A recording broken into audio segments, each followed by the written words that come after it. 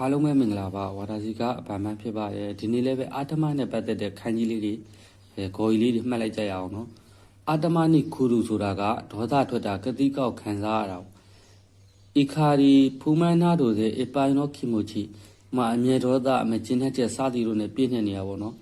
တိုနာရီနော်အီနူကမိုင်းပန်ရောကူဟိုရဲတို့နော်တဲ့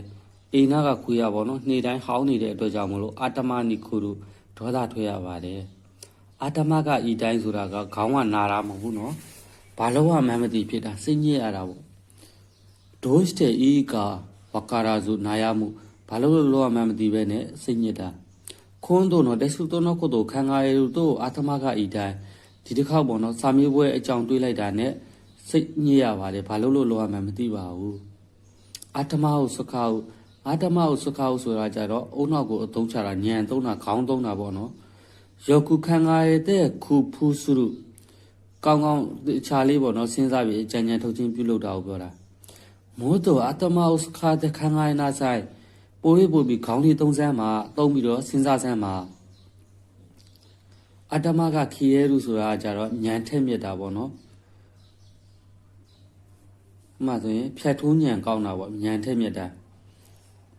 အတမတော့ခိုင်တန်ကဟာယာကုဆိုဖြတ်ထိုးညံကမြန်ဆန်တာပေါ့စုရုတို့ဤမှာထိမြက်တာထူးချွန်တာခါရီဝအတမကခီရဲရုခါရာစာချော်နိမိတုမဲရာတဲ့တေဤတို့သူကပေါ့နော်ညံကောင်းတဲ့အတွက်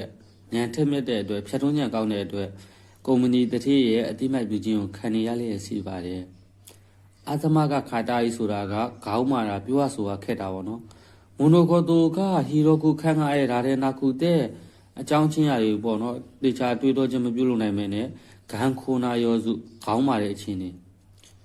ရှိတော့ကတိုစီယိုဒိုရူတို့ဒန်းတန်အတမကခတာကုနာတို့လူတွေကပေါ့နော်အသက်ရလာပြီဆိုရင်ဖြည်းဖြည်းနဲ့ခေါင်းမာလာတတ်ပါတယ်တဲ့အတမကဆန်အရုဆိုတာကြတော့ယူသည်လေးစားတာလေးစားပြီးတော့ပေါ့နော်အသိမှတ်ပြုတာခန်းရှင်စတဲ့အိုက်တဲ့ကိုဆွန်ခဲ့စုရခိမိုချီနာတို့မှာကိုကပေါ့နော်တစ်ဖက်သားကိုချီကျူးချင်းပြုလုပ်ပြီးတော့ကြတော့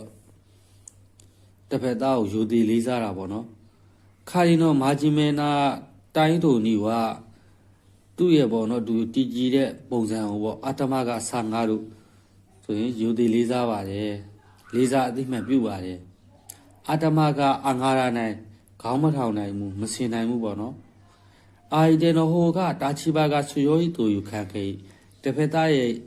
ဘက်ကပေါ့နော်တစ်ဖက်သားရဲ့ရည်တည်ချက်ကအားကောင်းတဲ့အခြေအနေပေါ့ခါရီဝအုပ်ဆန်ဒီအတမကဆာငါရာနိုင်ရာရှိရောသူဟာဆိုရင်ဇနီးကိုဆိုခေါင်းမထောင်နိုင်ဘူးဆိုဇနီးကိုကြောက်ရတဲ့ပုံပါပဲတဲ့အဲ့လိုပြောတာပါ